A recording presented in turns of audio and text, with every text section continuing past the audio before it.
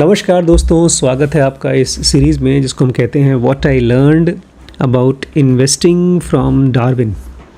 वैसे तो आज हमारा रिवीजन करने का दिन था पेरिल्स ऑफ पावलोवियन का, लेकिन मुझे लगता है रिवीजन हम कल करें, तब थोड़ा सा रिफ़्रेश हो जाएगा।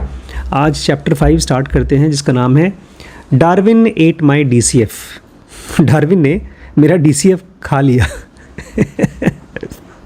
DCF का फुल फॉर्म है डिस्काउंटेड कैश फ्लो। अभी क्या है कृपया मुझसे ना पूछें। ये कोई ऐसी चीज़ है जो डार्विन खा चुका है, अब ज़रूरत नहीं है इसकी आपको। लेकिन ये चैप्टर बहुत इंपॉर्टेंट है। चैप्टर 5 है। सबसे पहले हम देखते हैं चार्ल्स डार्विन इसके बारे में क्या कहते हैं, फिर उसी को वॉरेन बफेट किस तरह से कहते हैं, और इस पूरे चैप्टर का एक सेटअप मिलेगा। फिर कल हम लोग इस चैप्टर को गहराइयों में जाएंगे। When we no longer look at an organic being as a savage looks at a ship, as at something wholly beyond his comprehensions, when we regard every production of nature as one which has had history, when we contemplate every complex structure and instinct as the summing up of many contrivances, each useful to the possessor, nearly in the same way as we look at any great mechanical invention as the summing up of the labor, the experience, the reason, and even blunders of numerous workmen. When we thus view each organic being, how far more interesting, I speak from experience, will the study of natural history become. बहुत एक तरह का poem है ये। Charles Darwin कह रहे हैं जब हम किसी भी ऑर्गेनिक बीइंग को ऐसे देखेंगे, अब 3-4 टाइप से देखा है। सबसे तो पहले बोलते हैं कैसे नहीं देखें, एक सैवेज की तरह न देखें। अरे बाप रे, बड़ा खूंखार जानवर है। Savage looks at a ship.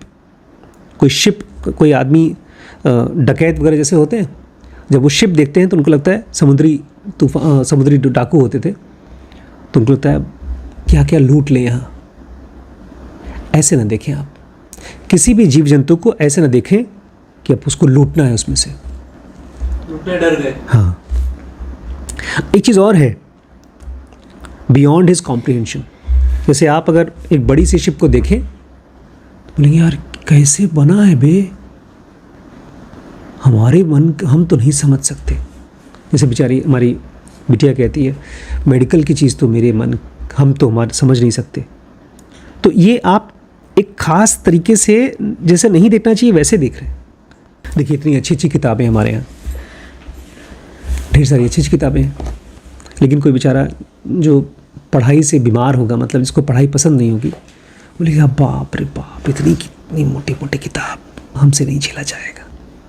तो ये बोल रहे हैं ऐसे मत देखो, किसी भी जीव जंतु को ऐसे मत देखो। When we regard every production of nature as one which has had a history, बोलते हैं जब आप नेचर में किसी भी जीव जंतु को ऐसे देखेंगे कि यार इसका एक इतिहास होगा, ये कहाँ से आया, कितने सालों से जिंदा है। मतलब जो इंसान है, आदमी, वो कितने सालों से जिंदा, पता है? आदमी की प्रजाति कितने साल पुरानी है? 3 लाख साल पुराने हैं। इससे तो बहुत पुरानी हमारी मधुमक्खी है। कितनी थी? हाँ, कितनी पुरानी थी? 100 मिलियन। 120 मिलियन, आदमी 3 लाख, और ये है 12 करोड़ साल पुरानी है मधुमक्खी। लो कर लो बात। तुम जुम्मा भी बच्चे भी नहीं उसके सामने हम लोग। ये कह रहे हैं कि जब भी किसी जीव को देखो तो ऐसे देखो कि उसको नेचर में बचा के रखा गया है। बड़ी इंपॉर्टेंट है नेचर के लिए। हर चीज़ का एक इतिहास है। Every production of nature has a history. When we contemplate every complex structure and instinct as summing up of a contrivance, each useful to the possessor, nearly in the same way as we look at any great mechanical invention. मतलब जब आप किसी जीव जंतु को देखें तो उसके अंदर में ढेर सारी अलग अलग चीज़ें हैं। जैसे मधुमक्खी हवा में उड़ सकती है, मक्खी भी उड़ती है, लेकिन मधुमक्खी के अंदर में और मक्खियों के बीच में डिफरेंस है। तो ये है कॉन्ट्रीवेंसेस, उनके सबके अलग अलग रूपरेखाएं। तो उसको ऐसे देखें जैसे नेचर की इन्वेंशन। मोबाइल हमने इसको इन्वेंट किया है। जब मोबाइल देखते हैं, अरे बाप रे बाप, बैटरी इतनी चलती है और इसका कैमरा इतना अच्छा है, तो इन्वेंशन की तरफ देखते हैं। ऐसे ही नेचर में ये सारे प्रजातियां क्या हैं?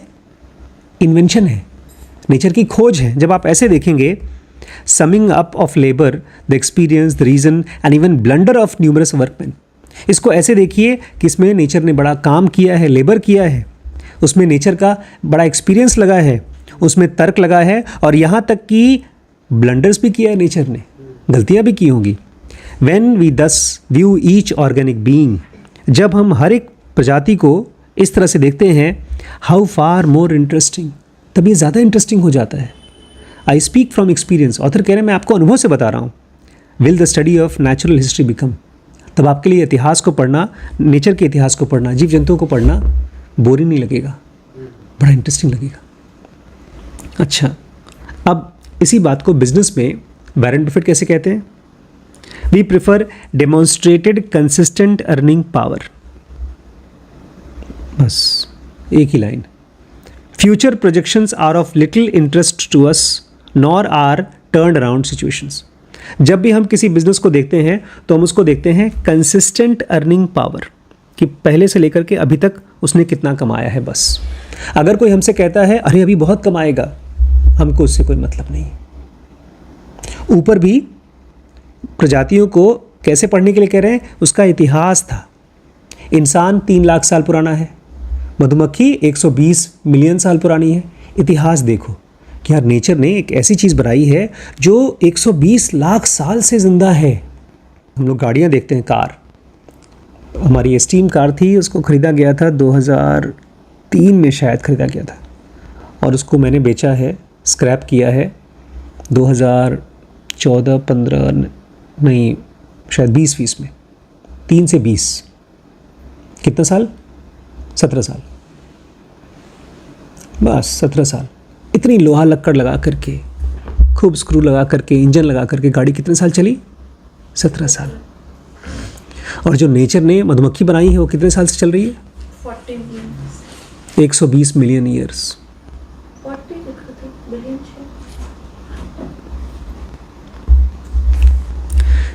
और हम लोग जो गाड़ी बनाते हैं वो तो फैक्ट्री में बनती है। नेचर जो गाड़ी बनाता है वो गाड़ी में से गाड़ी निकलती है। लिखा हुआ है 34.27 and 47.08 मिलियन ईयर्स अगो। अच्छा, बम्बर भी नहीं, 20 देखा था हमने। चलो कोई बात नहीं।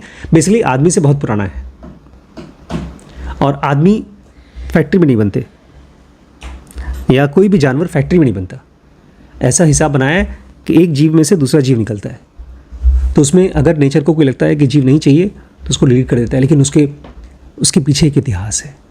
यहाँ पर बिजनेस पे कह रहे हैं we prefer demonstrated consistent earning power, कि अगर किसी कंपनी को हमें खरीदना है तो उसने आज तक क्या दिखाया है कमा करके, बस।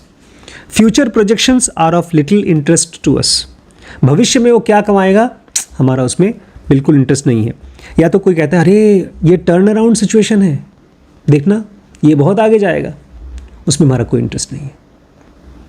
इस 2 में आपको पूरा दिखा दिया है। लेकिन इस पूरे चैप्टर को पढ़ने के बाद, मतलब जब मैं पढ़ रहा था तो DCF डिस्काउंटेड कैश फ्लो को मैं जानता नहीं था, पहले मुझे जानना पड़ा। डिस्काउंटेड कैश फ्लो बहुत से लोगों को बायस करता है। बायस मतलब कंफ्यूज कर देता है, और आम आदमी को नहीं, स्पेशलिस्ट को, जो बड़े बड़े दिग्गज हैं इन्वेस्टर्स, उनको कंफ्यूज करता है।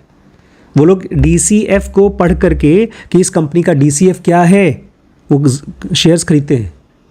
ऑथर कहते हैं डार्विन को जब मैंने पढ़ा तो DCF देखना छोड़ दिया मैंने। मतलब जो फ्यूचर कैश फ्लो आने वाला है, DCF माने जो भविष्य में कोई कंपनी कमाने वाली है उसको। वो डार्विन और वॉरेन बफेट दोनों बोलते हैं हमको इसे नहीं जानना है। जैसे अगर आप हमसे पूछें कि ये रिम्पी स्कैन का काम करना चाहिए क्या, हम बोलेंगे उसका डेमोन्स्ट्रेटेड अर्निंग पावर कितना था, पिछले 3 साल में कितना कमाया, वो बताओ बस। कोई बोले अरे यार तुम्हें स्कैन सेंटर खोलना चाहिए, क्यों? उसमें करोड़ों की कमाई है भविष्य में। वो हमें नहीं सुनना। अभी तक कितना कमा के दिया है वो बताओ। It was once in a lifetime opportunity for a trip around the world. जिंदगी में एक बार ऐसा मौका मिलता है पूरी दुनिया का चक्कर लगाने का। But there was a significant hurdle, लेकिन एक बहुत बड़ी रुकावट थी। 22-year-old मैन, 22 साल का आदमी था। He had arrived home late in the night, वो रात को घर लेट से पहुंचा था। And had been surprise to find large envelope address to him. और जब घर पे पहुंचा तो उसके पास एक बड़ा सा लिफाफा था जिस पे उसका नाम लिखा था। इट कंटेन्ड 2 letters, उसमें 2 चिट्ठियाँ थीं। One was from his college tutor and the other from his favourite teacher.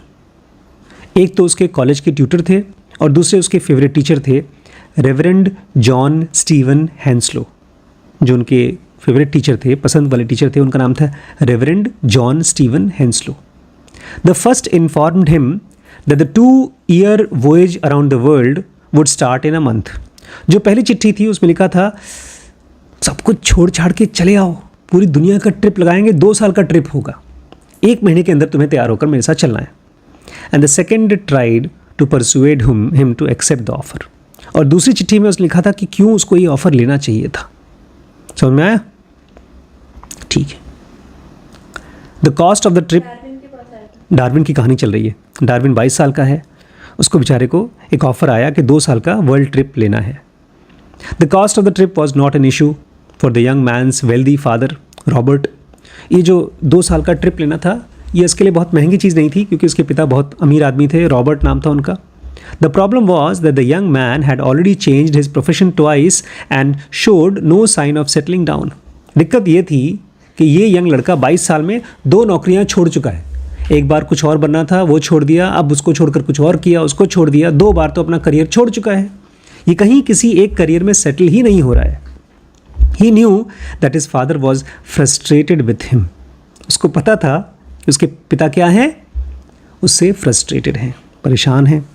Robert considered his son excitement at the global voyage as evidence of his preoccupation with entertainment but wasteful pursuits. और जो ये बड़ा खुश हो गया कि मुझे 2 साल के लिए वर्ल्ड ट्रिप करने को मिलेगा, उनको पता चला, मतलब उसके पिता बोलते थे तुम टाइम पास करना चाहते हो बस, और कुछ नहीं। जहाँ कहीं मौज मस्ती करने का मौका मिलता है तुम भागने लगते हो। ये उनके हिसाब से एक वेस्टफुल परस्यूट था, टाइम वेस्ट काम था। Also Robert demanded why on earth was the young man being offered a naturalist post on this voyage when he was qualified to be a priest. ये पढ़ाई लिखाई से प्रीस्ट थे, church के फादरी, वो नौकरी मिलती तो ठीक थी। यहाँ पर इस शिप में 2 साल की शिप में इनको नेचुरलिस्ट का नौकरी मिल रही है, ये नेचर को पढ़ने का। ये क्या बकवास है? जो पढ़ाई किया उसकी नौकरी दो, तब तो समझ में आता है। The whole scheme appear dubious. ये पूरा एक तरह से नकली चीज़ लग रही थी कि अपने साथ घुमाने के लिए उनका टीचर उनको एक पोस्ट दे दिया। जैसे मैं वैभव को कहीं ले जाऊँ घुमाने के लिए और बोल दूँ ये मेरे असिस्टेंट हैं। असिस्टेंट का काम कहाँ जानते हैं?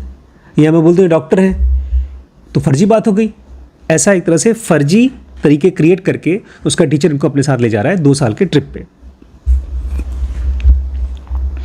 The young man's 3 sisters, Suzanne, Caroline and Catherine, agreed with his father, Robert, to make matters worse. और इस बेचारे आदमी की 3 बहनें थीं, सुजैन, कैरोलिन और कैथरीन। वो अपने बाप के साथ एकदम अग्री करती हैं। वो बोल रही थी मेरा भाई पागल है, कुछ काम धाम नहीं करना चाहता, टाइम वेस्ट करना चाहता है, इसलिए चीज़ें और बेकार हो गई। With deep sadness he declined the offer.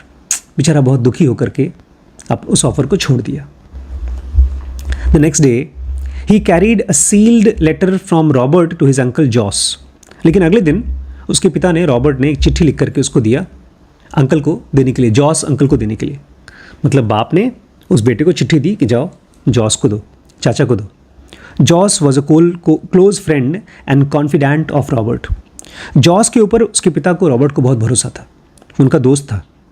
In the letter Robert wrote that his son's obsession with navigating the world was a mistake.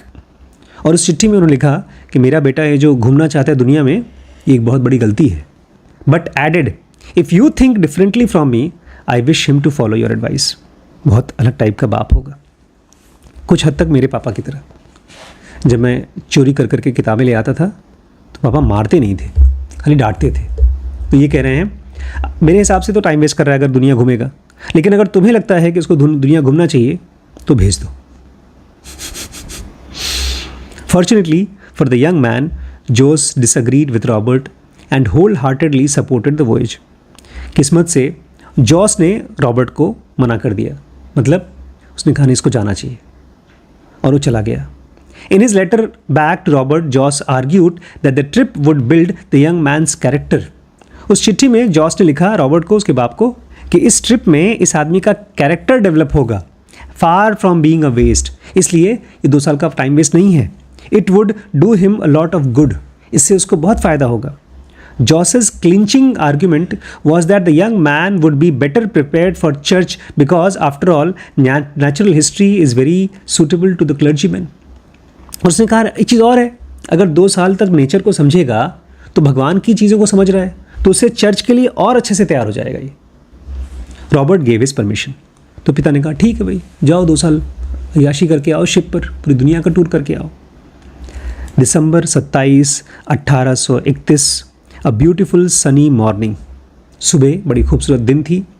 The beagle lifted anchor from Plymouth.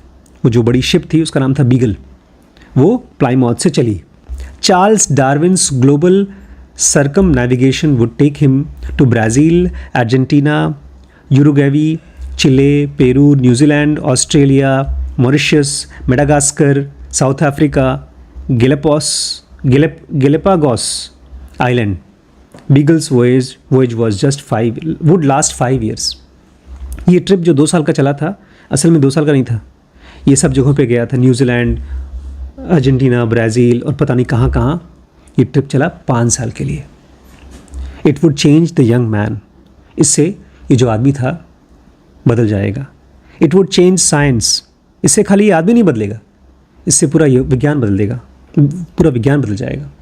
It would change the world, और खाली विज्ञान नहीं बदलेगा, इससे पूरी दुनिया बदलने वाली है वो ट्रिप से। तो बहुत बार हम लोगों को लग सकता है कि टाइम वेस्ट है अपने मन की सुनना, बट इस केस में नहीं था। तो कल हम लोग पढ़ेंगे डार्विन ने DCF को कैसे खाया। कल के चैप्टर का नाम होगा an overlooked reason for underperformance of fund manager. कि जो भी बड़े बड़े फंड के मैनेजर्स होते हैं, लोगों का पैसा लेते हैं और उसको बढ़ाने की कोशिश करते हैं, क्यों वो अंडर परफॉर्म करता है, एक बड़ा इंपॉर्टेंट रीज़न है। कल स्टार्ट करेंगे उसे।